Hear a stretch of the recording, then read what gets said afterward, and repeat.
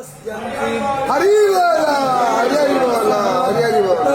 योगिनश्चैव पश्यन्तात्मानवस्थितं शक्नो प्राकृतात्मानो नैव पश्यन्ति चेतसः कदादित्वं गतं तेजो जगदभासयतेऽखिलं गच्छं रामसि गच्छाग्रो तत्तेजो विद्धिमामगो कामाविश्वच भूतानि कारयामहमोजसा कृष्णामीचौषधिः सर्वा सोमभूत्वा रसात्मकः अहं वैश्वानरो भूत्वा प्राणिनं देहमाश्रितः प्राणपानः समायुक्ता पचमन्यं चतुर्विधः सर्वश्च चाहं हृदि सन्निविष्टो मतस्पतिज्ञानपपोहनं च वेदैश्च सर्वैरहमेव विद्यो वेदान्तवेदविषेद चाहं द्वावैमो पुरुषो लोके क्षरश्चाक्षर एव च क्षरः सर्वाणि भूतानि